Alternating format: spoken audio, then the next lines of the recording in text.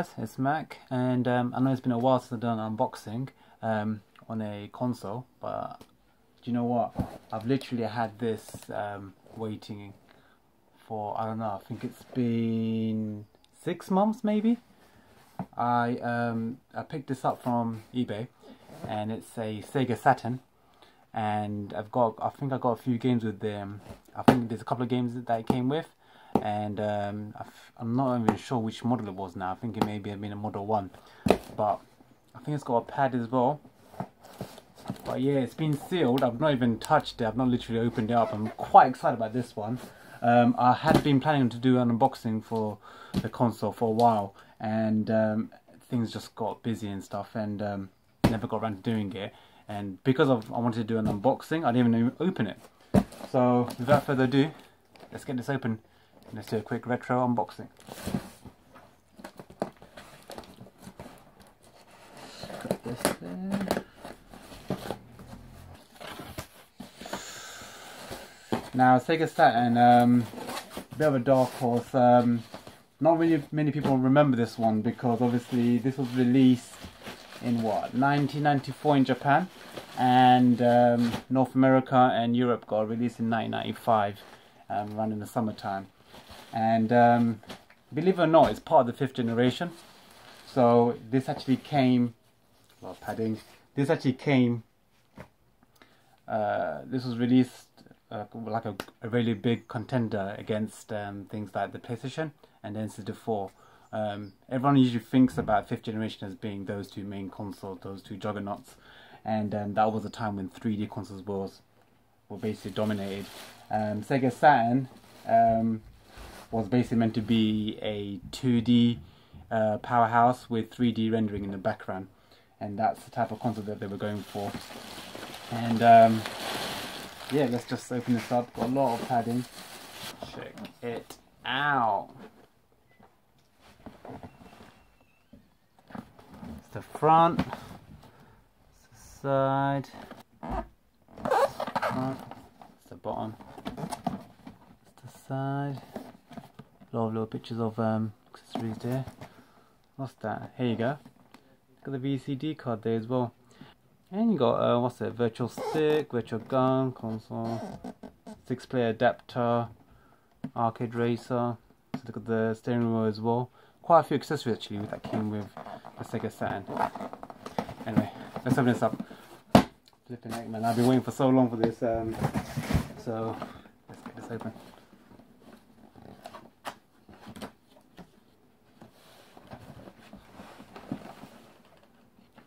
Let's see that. So what we got here, this is the control pad.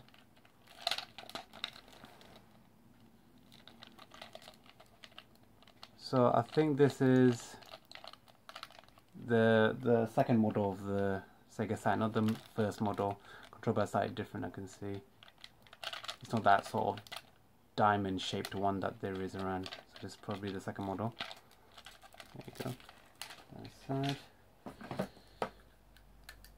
Some RF connector there.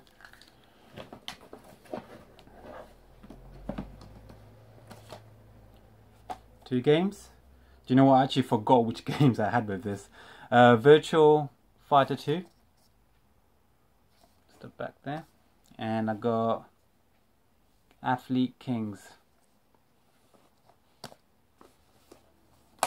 The side, power plug. Check this out. Competition. I could win £10,000. Sega stamped. Yeah, don't think that works no more, but cool. Got finished the instruction manual here. Check out the colour in that.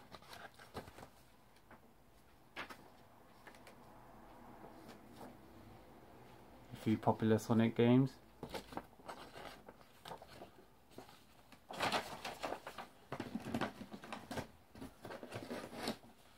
Really good condition, all the manuals I can see here. This looks like the instruction manual, the main one. That one was a bit of advertisement. Open this up. Wow. Get this out carefully.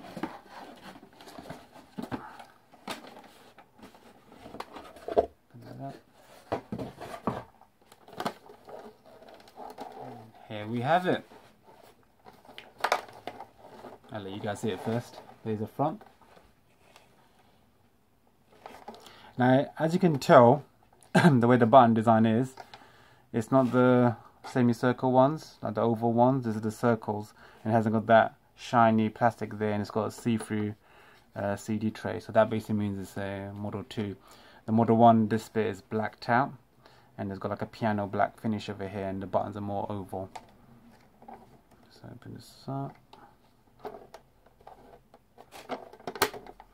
Got the cartridge slot over here. They use that for additional, additional memory. The back there, got your connectors there. That's your power socket connector. AV out there. Not sure what that one was used for. I don't think that was used. You've got a little tab here that opens up. Be careful with that. There you go. So I don't know if you can see there, but there's a little some light on it. There's a little battery there. That basically is what keeps the flash memory. So you've got onboard memory. You can actually save your save files on your game over there. But if the battery dies, your save file goes with it. So it's probably a good idea to get the additional memory through here. That's also an expansion slot as well, so it does increase the power on this. This slot is actually used also for a VCD card. Now, if you guys don't know what VCD is, basically it was in competition with, sorry about that, it was in competition with DVDs back in those days in the 90s, and I think VCDs took off more in Asia, so it's a lot more popular back then. Oops, put this back on. Yeah, that's back in. So there's basically is a Sega Saturn VCD card that you can pick up, and you slot it in there, and essentially it allows you to play VCDs on there. I think you get like a boot disc as well that you need to put in, and then you can just put your VCDs in here. Now, obviously it's more popular in Asia and stuff, so that's probably why they had that. Don't think North America didn't get a release for that VCD card. Europe got it, and so did Japan. So here's the front, Sega logo there, the two ports there. That's the one. So story goes, basically, with Sega Saturn being released in Japan, it was really popular, and in North America and Europe, they didn't want to let go of the Mega Drive yet because it was so massively popular. So instead, they released their 32X add-on for the Mega Drive, and they wanted to keep that going because they just wanted to enjoy the success of that. And that was the add-on to basically give it a bit more power. Sega Japan released the Saturn, and they were happy with it. It was taking off, and they really wanted to push for this. And essentially, they decided to not go ahead with any additional add-ons and stuff like that, and get rid of it completely. So this is why the 32X stopped, and they dropped the Mega Drive, and this was released. In 1995, PlayStation was dropping, and Sega knew about it, and they knew that it was a 3D powerhouse. And N64 was obviously the other one that was competing as well, and this one had to do something massive. So they chucked in an additional processor. They just thought, you know what, chuck it in there, hopefully it will do something. They can do some sort of 3D aspect of it. So this essentially is a console that has 2D but with 3D rendering. It can produce some form of 3D, but no one really knows the full extent of it, because obviously no developers at that time had any idea how to use that additional processor. So that secondary processor for most part of the console was just redundant. I mean, it was never used really to its full potential. Sony missed opportunities with the VCD add-on, giving you additional video graphics. There's about, I think, no one really knows about it, but I think in Japan there was about 4 games that were released that actually took use of the VCD card and actually helped make a better video quality type of a rendering when it came to the game.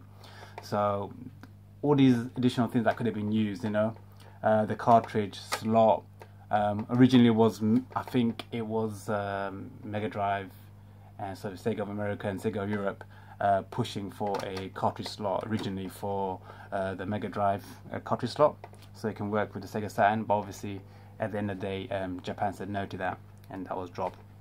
So Sega of Japan inevitably pushed for this to go through, and because they knew that PlayStation was dropping soon, I think it was in the summer of 1995 on the E3, what they did was they advertised it as they would normally, and they said that it's actually going to be out in the shops now.